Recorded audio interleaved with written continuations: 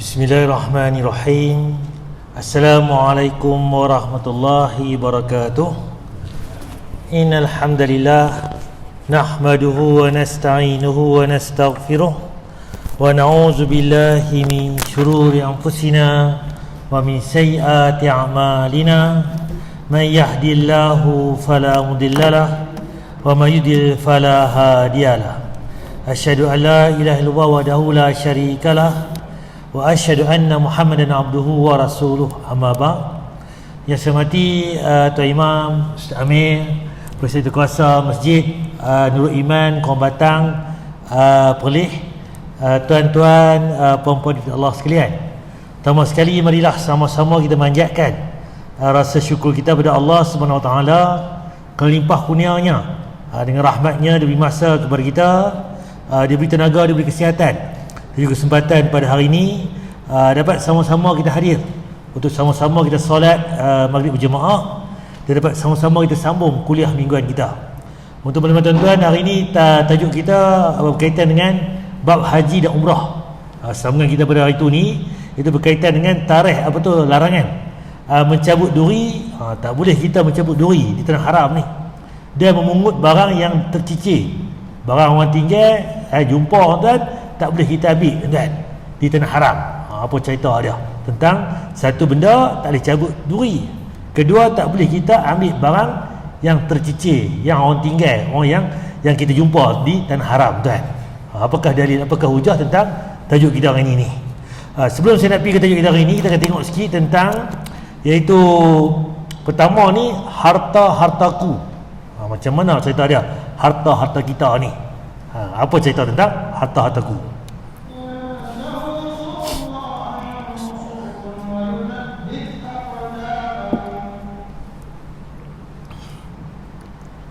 Manusia sering mengatakan hartaku, hartaku. Padahal tidak ada hartamu, wahai anak Adam, kecuali apa yang telah aku makan dan hilang. Tidak ada hartamu, wahai anak Adam, kecuali apa yang kamu pakai dan pesan. Apa dia kata tuan? Kita kata harta kita, hartaku. Tak ada harta untuk kita sebenarnya tuan. Yang ada apa? Yang pertama ni harta yang apa? Yang kita pakai tuan. Kita pakai baju lah, pakai baju kita guna, kereta ke, duduk rumah kita ni waktu ada. Ataupun yang kita makan, itu harta kita. Rezeki kita makan nasi sebungkus, 2 bungkus, itu harta yang betul-betul. Yang 2-3 bungkus lagi tu, tu anak kita, tu rezeki mak isteri kita sebagainya. Tapi yang kita punya tu, yang kita boleh tu, kita makan rasa hari tu. Tu yang betul-betul hakiki harta kita. Baju kita lah kita pakai tu. Tak ada orang pakai baju kita. Baju dia. Itu tuan. Kita pergi lagi tuan. Tidak ada hartamu, wahai anak Adam, kecuali apa yang kamu pakai dan pesan.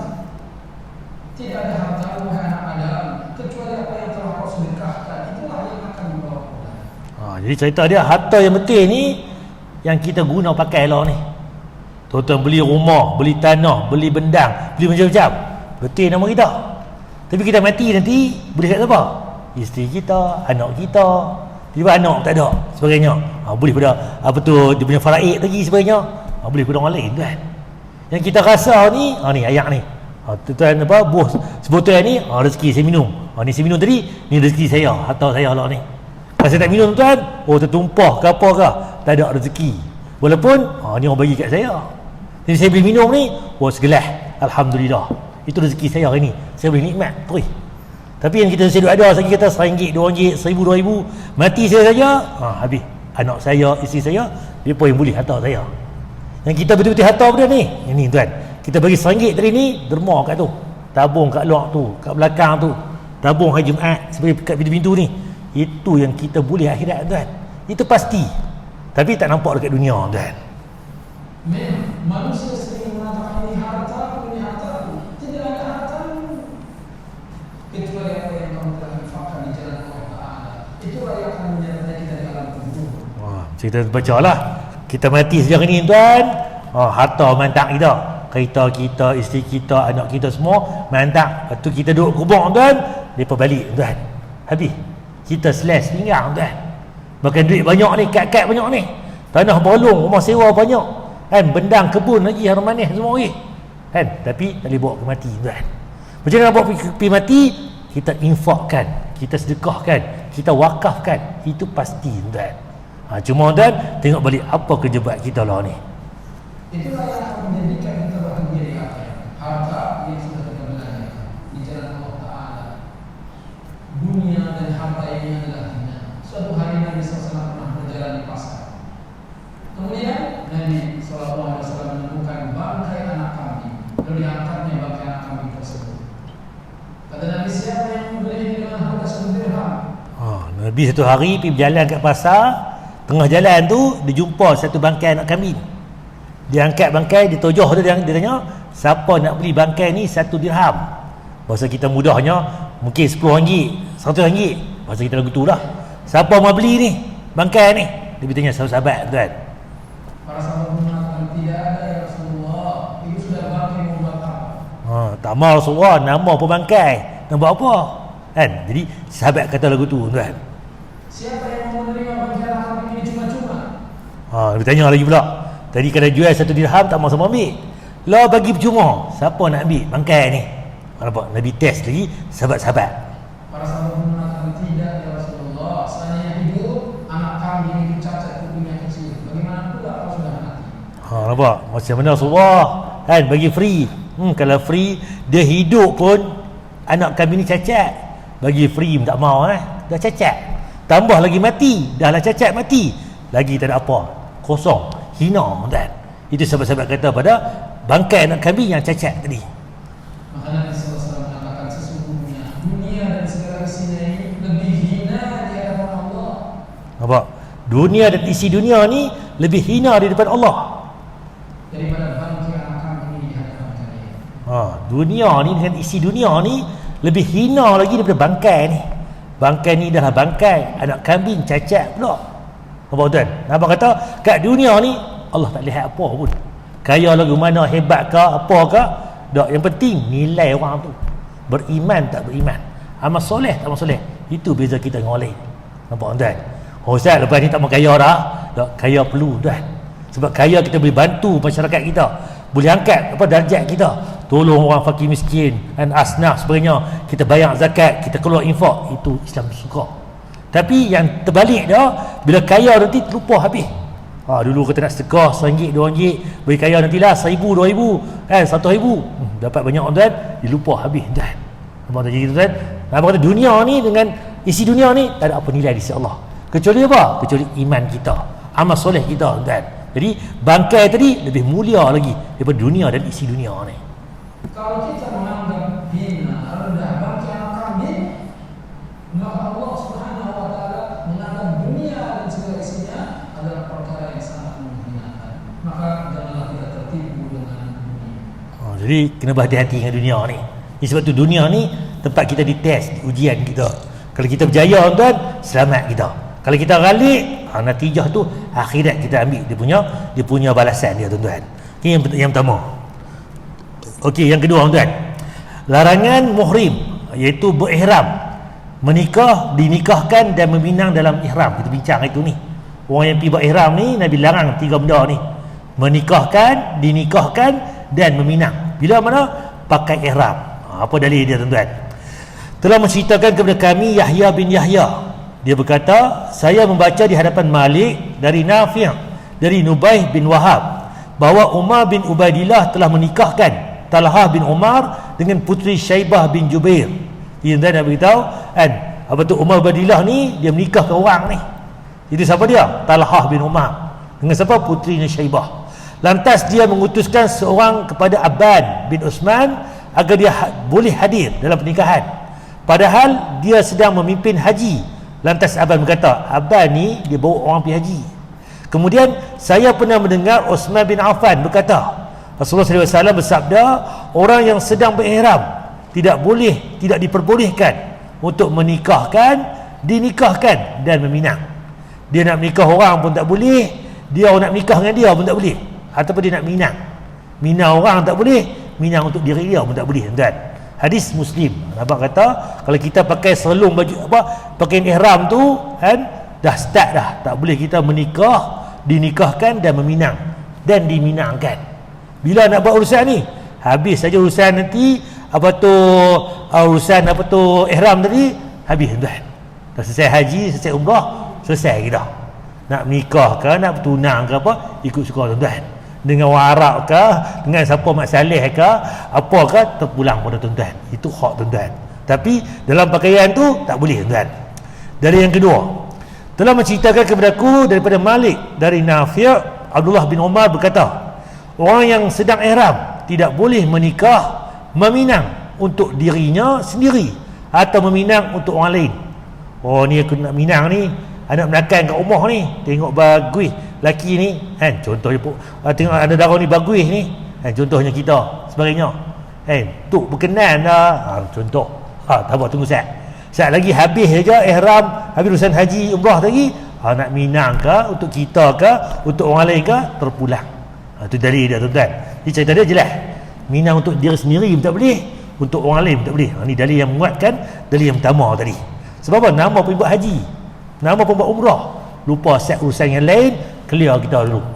Nampak tuan? Jadi itu penting niat kita. Kita pergi haji bukan kerana nak kahwin, bukan kerana nak minang, nak pergi buat haji, nak pergi buat umrah. Itu kita kena selesaikan dulu. Okey, sekali tuan-tuan.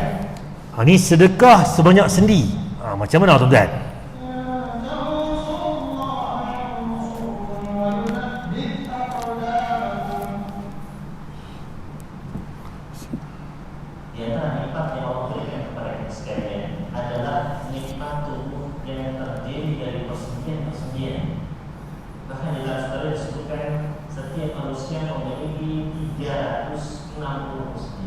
Okey, dalam dalil tuan-tuan, kita ni manusia ada 360 sendi.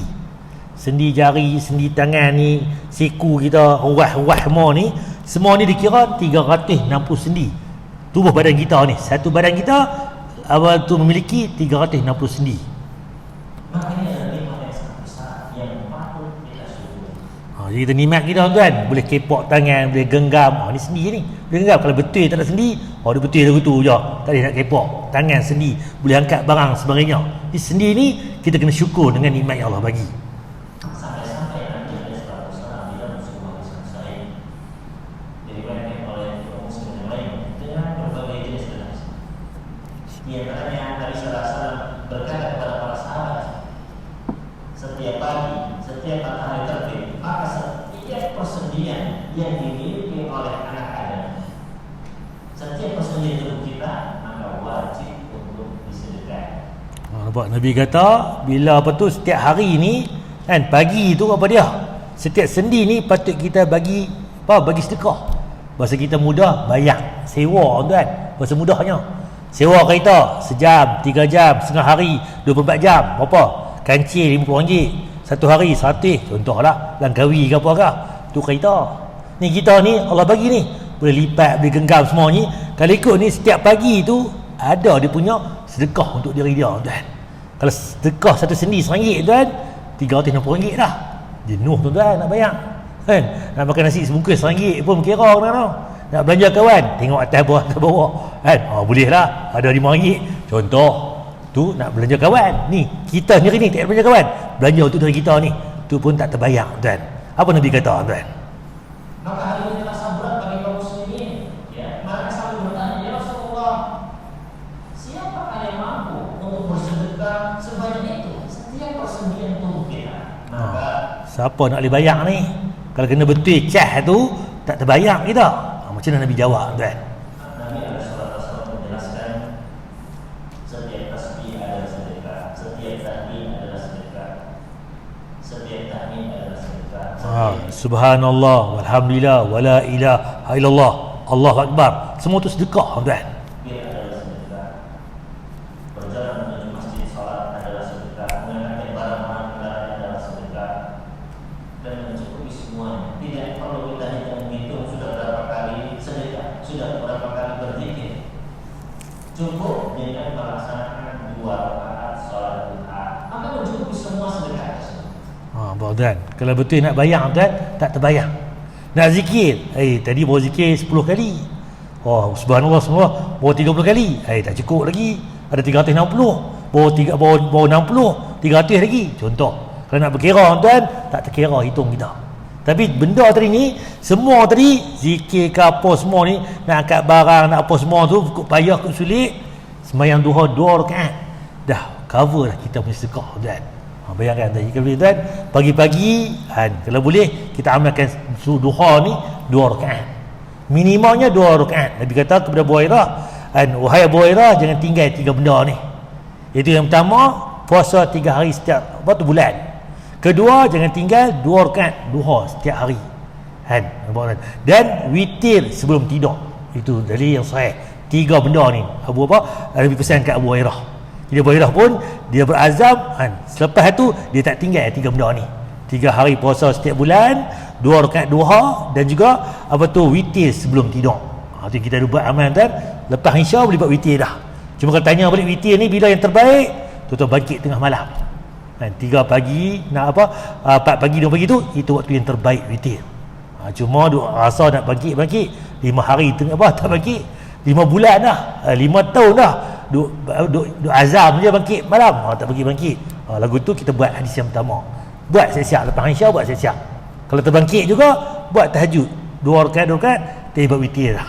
Kalau tu jenis dia bangkit malam, nanti tak malam dia bangkit 2-3 pagi, buat time tu, itu lebih utama lagi. Jadi dengan sedekah tadi tuan, witir duha 2 rakaat dah banyak dah untuk sedekah diri kita tuan. Maka di antara faedah yang bisa kita ambil dari hadis tersebut, yang pertama adalah yaitu betapa banyaknya dosa seorang manusia. Nak beritahu kita ni dosa banyak ni kan. Celik-celik mata saja macam-macam dosa tuan. Mata kita tak keluar rumah pun, tengok TV pun dosa buat dah tuan. Tengok aurat lah sebagainya, macam-macam cerita lah. Jadi dosa ni ada sentiasa kita buat tuan. Cuma kering ke ataupun yang biasa kecil ke ataupun yang besar sebagainya. Ketika setiap pagi kita wajib untuk bersedekah 300 lebih sedekah sesuai dengan jumlah persediaan kita. Maka seseorang yang dia kurang sedekahnya, kurang zikirnya, kurang ibadahnya, kurang bersyukurnya, maka dia memproduksi 300 lebih dosa setiap hari. Maka bisa kita bayangkan betapa banyaknya dosa yang kita produksi setiap hari. Maka janganlah kita merasa merasa yakin dosa kita sedikit dan pahala kita jangan.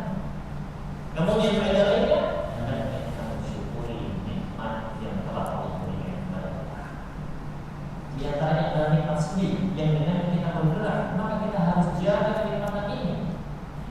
Dengan apa? Dengan beribadah. Di antaranya melaksanakan salat duha, dengan kita berzikir menyebut Allah Subhanahu wa taala. Juga kita menjaga kenikmatan tersebut dengan menjaga kesehatan tubuh kita. Jangan kita bermalas-malasan yang nanti akan merusak seluruh persediaan tubuh kita. Jadi dengan solat duha tadi kita boleh bayar beli sedekah bila kita. Untuk siapa? Untuk kita sendiri. Kita boleh berjalan mai, kita 50 tahun dah umur ni. 40 tahun dulu ni tak sanggup lah pergi ni macam-macam dah. Mai umur 50-60 ni pula rasa urat sikit, nak turun sikit, rasa lenguh dah, nak lipat kaki pelipat ke apa ke, contoh. Tapi dan kita boleh Allah bagi banyak dah nikmat pada kita. Jadi dengan ada tu kan kita bersyukur dan kita solat 2 rakaat minimum. Nabi abang pula Aisyah tanya, wahai Aisyah, Nabi solat duha berapa rakaat? Aisyah kata, aku lihat Nabi solat duha selalunya kebanyakannya 4 rakaat. Kalau dan dia tambah bila disuka. 6, 8, 12 ke 10 ke ikut. Tapi selalunya 4 rakaat. Tapi minimumnya dari tadi. Komen-komen masa boleh buat 2. Kalau 2 benar seronok dah boleh buat tiap hari, tambah lagi 4, buat 4. 4 pun hari ni tak kalut, buat 6. Tak kalut lagi buat 8. Kalut hari ni buat 2. Contoh terpulang. Dia tak terikat kata mesti 2, mesti 4, mesti 8 tak. Mula dia dengan 2. Selalunya buat 4. Kalau hari itu nak buat lebih, terpulang, tak ada masalah. Itu dalil Nabi beritahu kepada kita. Okey, tajuk kita hari ini tuan-tuan, berkaitan dengan bab haji dan umrah. Larangan mencabut duri, memungut barang yang tercicir di tanah haram. Macam mana tuan-tuan tajuk ini? Iaitu dalil yang pertama, hadis Bukhari dan Muslim, iaitu daripada Abdullah bin Abbas radhiyallahu, dia berkata, Rasulullah SAW berkhutbah pada hari Fathul Mekah. Fathul Mekah ni pembukaan kota Mekah. Nabi duduk Mekah dulu, berhijrah ke Madinah. Kemudian dah lama di Madinah, dapat apa tu wahyu, suruh apa? Suruh pi ambil, kalau kita take over balik, pi buka balik Mekah. Yang mana time tu habis ditinggalkan lama dah.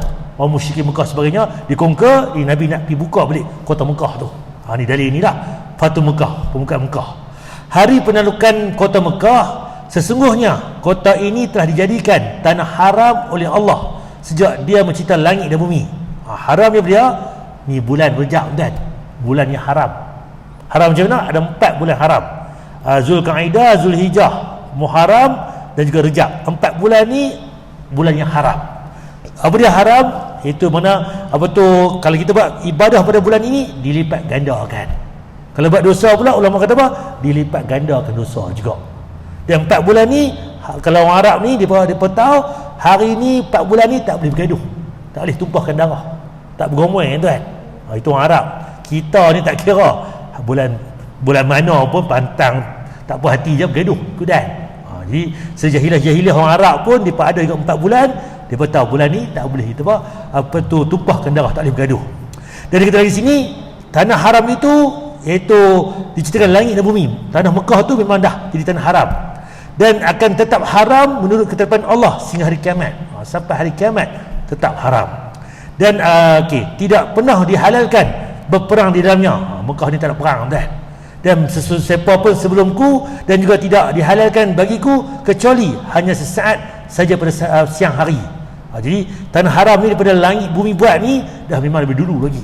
Cuma hari yang Nabi buka tu tentu saja nak perang pun. Tapi itu pun tak berlaku perang tuan. Itu Nabi kata tadi, saat ini saja yang boleh pun. Kemudian kembali haram menurut ketetapan Allah sampai kiamat. Tak nak buka tu, orang kafir lawan, dia pun boleh lawan perang. Tapi dengan izin Allah tak perang pun, tak berlaku pun tumpah darah tuan. Tidak boleh dicabutkan durinya. Duri pun tak dicabut, tanah haram ni. Tidak boleh diburu binatang-binatangnya, binatang pun tak diburu. Ustaz, kami nak makan ayam ni macam mana? Ayam tu binatang biasa aja. Kan kambing, lembu apa tu biasa. Yang buruan apa dia? Kijang, rusa, pelanduk, kuku nampak, nak pergi buru. Binatang-binatang tadi tak boleh. Ustaz, kami nak makan macam mana ni, untuk pergi Mekah ni, tak boleh nak bunuh binatang ni. Ni binatang buruan. Ayam bukan binatang buruan. Kambing ke, lembu ke, kebau ke apa, tu bukan binatang buruan. Jadi kita faham no? Tidak boleh diambil barang-barang tercicir. Kalau jumpa barang tercicir dalam tu tak boleh ambil kecuali bagi orang yang menanyakan pemiliknya. Kalau kita jumpa, siapa hilang jam ni, kemah, dalam kemah ke kita buat kat Mina sebenarnya kan, wukuf di Arafah ke apa, tu jumpa jam, siapa punya ni? Tanya boleh. Ni saya punya, bagi. Ni nak ambil, simpan, jangan, tak boleh lah. Nama pencuri dia tu contoh dia, jumpa ambil terus, rembat namanya. Nama haram. Tak di Mekah pun tak boleh tuan. Tapi di sini abang kata kalau jumpa untuk nak tanya boleh. Kita boleh ambil untuk tanya orang. Kemudian kita lagi dan juga tidak boleh dipotong tumbuh-tumbuhan. Pokok-pokok tak boleh dipotong ikut dan. Kita pergi kangak, pokok ni nak kena pangkas ni, nak kena potong. Kangak tak apa tuan. Kampung kita, masjid kita ni, nak buat apa? Landscape. Potong sana, potong sini, silakanlah tuan-tuan nak buat. Tu hak tuan-tuan. Tapi di Mekah tak boleh buat ikut suka. Dia mesti tengok tuan. Ketika itu Abbas berkata, "Ya Rasulullah, kecuali tumbuhan izkir." Izkir ada nama tumbuhan. Nama tumbuhan semacam rumput dari sejenis tumbuhan najaliyah, menjala ni. Memiliki aroma lemon dan juga wangi. Pokok ni dia bau dia macam bau limau sikit dan wangi. Bunganya dapat dijadikan semacam campuran teh, boleh buat teh. Sebab pohon itu digunakan untuk pandai besi, untuk pandai besi ni orang yang tukang besi, untuk rumah-rumah penduduk. Dia kayu ni boleh buat kayu api. Yang tu tak apa.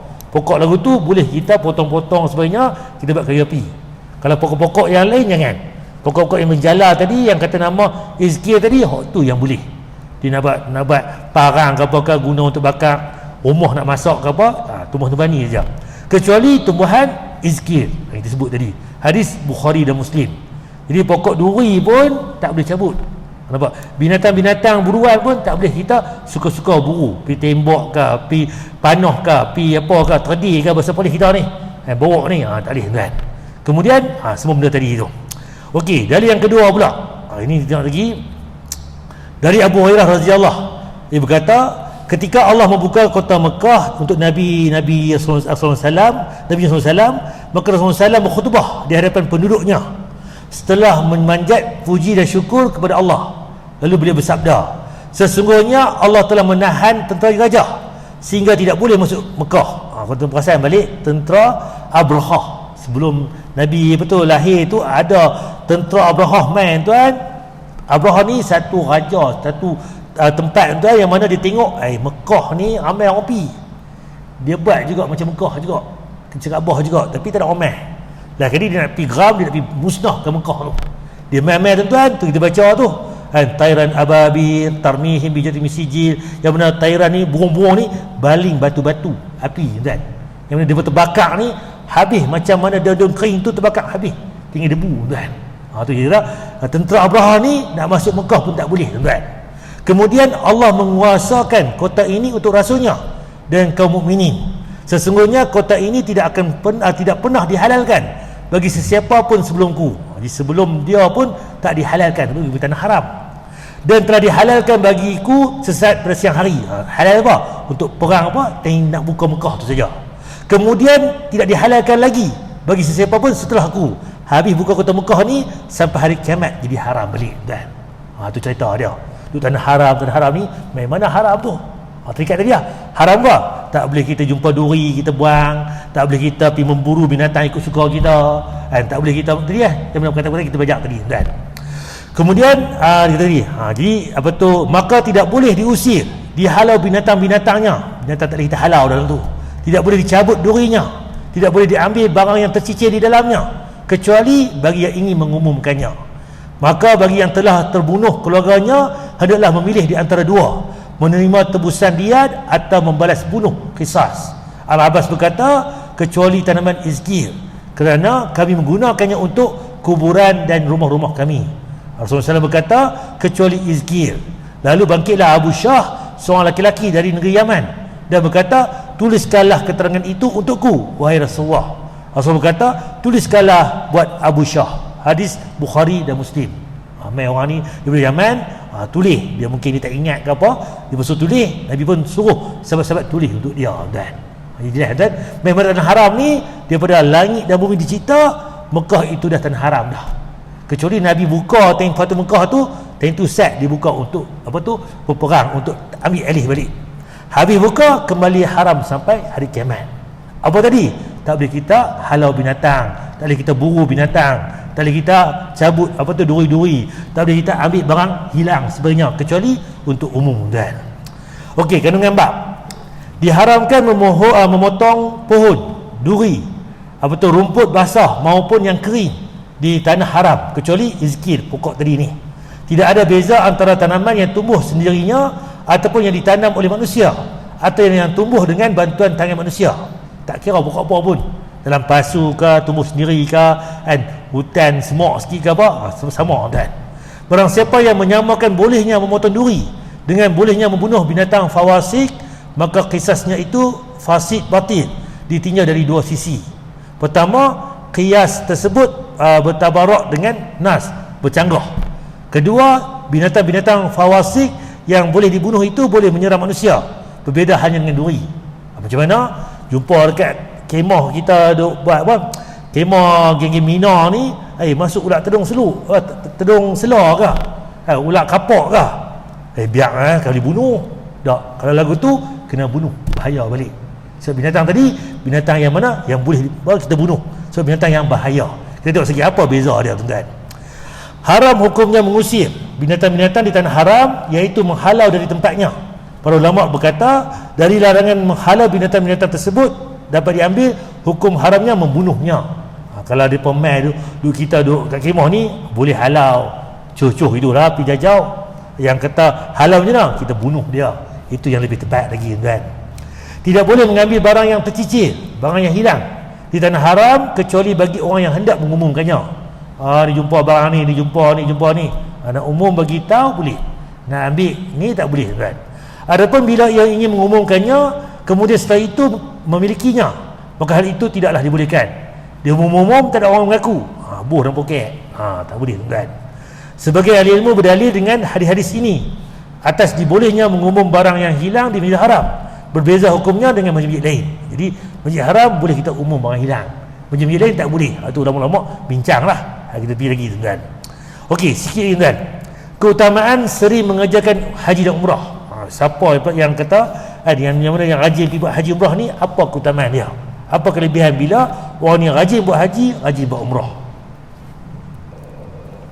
Ibadah haji adalah salah satu dari rukun Islam yang 5. Dan di antara hal yang menunjukkan istimewanya dan pentingnya ibadah haji, demikian juga ibadah umrah adalah satu hadis. Nabi SAW mengatakan, "Alhamdulillah, haji dengan haji berikutnya dan umrah dengan umrah berikutnya, karena dua amalan tersebut bisa menghilangkan kefakiran dan dosa." Dari pertama ni, kalau boleh haji dengan haji sambung. Kalau pernah pergi haji, pergi buat haji lagi. Kalau pernah buat umrah, buat umrah lagi. Sebab perbuatan itu penyebab apa? Kita hilang daripada kefakiran. Kefakiran ni jadi kita miskin. Tak ini miskin kita kalau kita rajin buat lagu tu. Dan dosa untuk dua benda ni. Bagaimana alat pandai besi bisa menghilangkan karat yang ada pada besi, emas dan perak? Macam mana kalau dosa kita ni kan, kalau besi tu karat ke apa ke kan, bakar apa canai apa, hilang habis yang mana karat apa tadi. Sama juga dosa kita ni kalau banyak apa akan hilang habis tuan. Dan tidak ada bagi haji yang mabrur ganjaran kecuali surga. Haji yang mabrur ni haji yang Allah terima kecuali buat syurga. Cuma zaman kita lah ni payahlah nak pergi buat haji ni ikut turn. Kalau nama dah ada ni dia bagi orang lain dulu. Kalau nak pergi juga naik juga kena bayar 2 kali ganda. Dulu mungkin 10,000 lah jadi 18, 20 contoh. Masa zaman PKP ni haji pun tak boleh, umrah pun tak boleh. Kalau kita nak pergi dua-dua ni kan, kalau rajin pergi haji sila pergi haji pula. Atau pergi buat umrah, pergi umrah yang berikutnya. Dua benda ni menyebabkan Allah akan hilang kita kefakiran dan hilang kita dosa tuan. Dalam hadis ini Nabi SAW menyampaikan 2 poin. Poin yang pertama berbicara keutamaan menyambung haji dengan haji berikutnya dan umrah dengan umrah berikutnya. Terutama yang diberi kemampuan, kelebihan, kesehatan dan harta untuk bolak-balik pergi haji dan bolak-balik pergi umrah. Kalau kita tengok tuan, pergi haji ni dah 10,000, umrah pula 5,000, 6,000, kata 8,000 lah. Duit poket sekali. Ustaz, duit banyak ni. Betul. Kalau tu pergi haji, pergi umrah, niat nak pergi umrah lagi tuan, Allah akan bagi rezeki murah lagi tuan. Kalau ikut 8,000 ni banyak habis ni. Tak, memang nampak sekali mata kita habis nilai duit tu. Tapi rupanya kalau kita niat nak pergi haji umrah pula berikutnya, Allah bagi kita tambah lagi rezeki, tambah rezeki. Sebab apa? Niat kita tuan. Kalau tu pernah pergi buat umrah ni, niat nak pergi umrah lagi. Kalau tak pernah pergi haji, niat nak pergi haji tuan. Mudah-mudahan Allah akan bagi pemudah urusan kita. Dah pergi haji pula nanti, niat nak pergi haji pula ataupun pergi umrah pula, Allah akan bagi rezeki murah. Jadi tuan tengoklah apa yang Allah bagi kepada kita. Sebab tuan, benda ini dia akan main tuan. Dua ibadah ini, haji yang bersambung dengan haji berikutnya, umrah yang bersambung dengan umrah berikutnya, itu memiliki faedah menghapus dosa dan menghapus kemiskinan. Tuan pernah dengar tuan? Pak Mat ni lepas pergi haji bankrupt dah. Pak Cuh ni pergi umrah. Lepas pergi umrah tu, apa orang muflis. Tak ada tuan. Ada tuan? Saya tak dengar lagi lah. Kau tak dengar pergi haji ni bankrupt dia, pergi umrah bankrupt. Tak ada. Bahkan lepas pergi haji pergi umrah, perangai dia bagus, jujur dia, berniaga. Dulu ada 1 kedai, lalu 3 kedai. Dulu ni ada tanah serelung 2 relung, lalu ni beranak 5 nak relung. Contoh. Dulu ada apa? Serelung apa harum manis, lalu ni 5 relung harum manis. Contoh. Kan? Tengok tuan. Jadi rezeki tu Allah bagi melimpah ruah. Tak jumpa lagi saya tuan. Aku tak jumpa. Pergi haji, pergi umrah, bankrupt, miskin, tak jumpa lagi. Allah bagi tadi. Siapa pergi haji ke haji berikutnya, umrah ke berikutnya, Allah akan buang dosa, Allah bagi hapus kemiskinan. Tak miskin tuan. Buatlah tuan. Tuan niat tuan, aku lepas PKP ni kalau ada ruang nak pergi umrah. Kalau ada nama nak pergi haji, nak pergi haji tuan. Dan yang kedua tentang masalah pahala haji yang mabrur.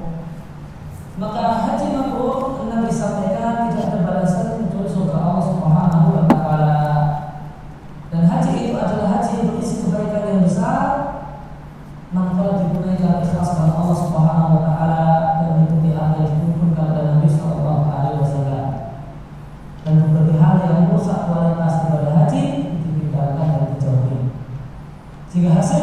setelah pulang haji yang lebih baik kualitas agamanya daripada sebelum berangkat haji.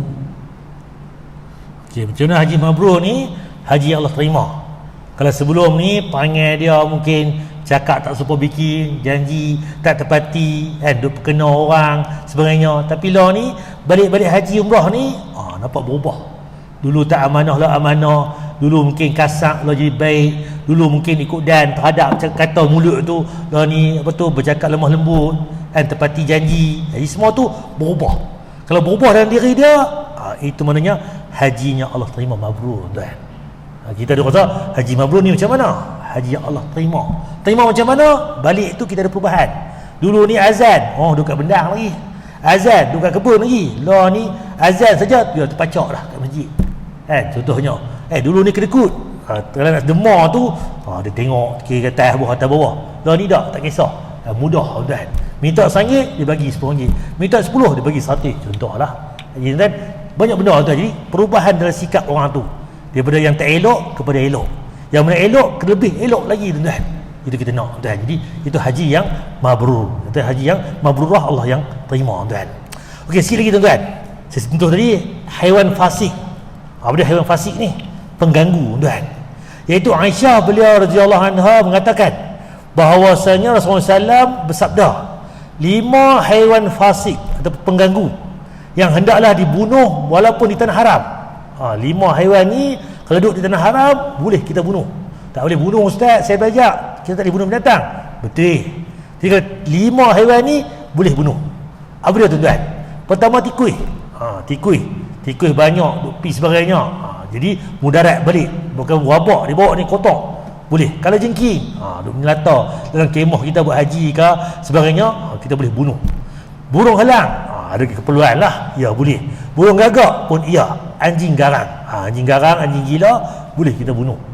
Janganlah nampak anjing nak dibunuh saja. Tak. Dia makhluk Allah. Cuma kalau mai duk menyalak kita, duk ganggu kita, anjing gila ke garang, menyebabkan kita pun terancam, ya boleh. Sebenarnya bukan saja suka-suka pergi bunuh mereka ni. Jadi kalau ada keperluan, kita boleh bunuh. Hadis Bukhari Muslim. Dalam hadis lain, Rasulullah SAW bersabda lagi, 5 haiwan fasik ataupun mengganggu ni yang hendaklah dibunuh baik di tempat halal, di tanah haram. Di luar tanah haram pun boleh, maupun di tanah haram. Tak mana-mana pun apa dia? Ulang. Ulang samalah. Kalau jengking, burung gagak, anjing garang, anjing gila, anjing garang, burung helang, dia tambah di sini. Jadi tadi ni dikatakan tikus, kalau jengking ni dia tambah dengan ulang. Jadi benda-benda ni berbahaya ataupun berabak dan sebagainya. Jadi hadis Muslim. Begitu pula tentang cicak. Cicak pun sama, tuan. Bahasa polis kita pun jenis keluarga cicak ni toke. Pun sama. Toke pun jangan nampak lah ni, kan. Cicak toke termasuk fawasik, yang mana Rasulullah SAW memerintahkan kita untuk membunuhnya. Dari Ummu Syari' radhiyallahu anha bahwasanya Rasulullah SAW memerintahkan membunuh cicak dan bersabda, dahulu cicak ikut meniup api yang akan membakar Ibrahim AS. Hadis Bukhari. Zaman mana yang Nabi Ibrahim nak kena bakar tu, cicak pun sama tumpang nak bakar, tuan. Sebab kita pun bila nampak cicak ni boleh kita bunuh, tuan. Betul bila mai Jumaat pula boleh. Dari kita dalil, tuan, kalau bunuh cicak sekali bunuh lebih baik lagi. Kalau bunuh 2 kali, dia ada punya apa tu, sebab apa kita bunuh tu, kalau boleh sekali bunuh mati terus. Kalau bunuh kali kedua kena katok 2 kali, dia menyeksa balik. Jadi boleh jugalah, tapi dah katok pun tak kena awal tu. Jadi kalau boleh bunuh sekali gue clear. Sebab kita tak mengisahkan binatang, tuan. Hadis Bukhari sama, tuan. Dalam hadis lain Rasulullah SAW mengkabarkan pahala yang banyak keutamaan dalam membunuh cicak. Barang siapa yang membunuh cicak dengan sekali pukul, maka dia mendapat 100 kebaikan. Dan siapa yang membunuhnya dengan 2 kali pukulan, maka mendapat pahala yang kurang daripada itu. Dan barang siapa yang membunuhnya dengan 3 pukulan, maka dia mendapat pahala yang lebih sedikit dari itu. Hadis Muslim. Maksud kita shooter lah, shot shooter. Tembak sekali mati. Ni tembak tak kena, ustaz oi. Pakai tadi, pakai apa? Pakai getah, kan. Pakai caplung, pakai beban. Tu cerita tu memang kampung lah. Hadis Muslim. Nampak, tuan? Ini dalil sahih. Pernah dengar kata sekali pukul 100 kebaikan. Sahih, tuan, dalil ni. Kalau buat 2 kali pukul kurang sikit. Kalau 100 kurang lagi. Kalau buat 3 kali pukul kurang lagi pada 2 kali tadi. Wallahu alam. Hadis Muslim, tuan. Lepas ni kita pakai cara cicak. Banyak tuan-tuan tak ada cicak kan. Kalau ada tuan kat rumah tuan, boleh kita bunuh cicak ni tuan. Walau-walau seperti dekat ni tuan-tuan. Kalau tuan nak tanya apa-apa untuk tajuk kita hari ni kan. InsyaAllah minggu depan tuan. Tajuk minggu depan berkaitan dengan laknat atas siapa saja yang membuat kejahatan di tanah haram. Buat jahat tanah haram, laknat tuan. Kalau tuan buat di Perlis, di tempat lain, dapat dosa. Tapi di tanah haram, dosa dapat, laknat pun dapat. Apa cerita ada tentang tajuk minggu depan tuan. Wallahu a'lam. Saya mudah insya-Allah. Subhanakallahumma bihamdika asyhadu an la ilaha illa anta astaghfiruka wa atubu ilaik. Assalamualaikum warahmatullahi wabarakatuh.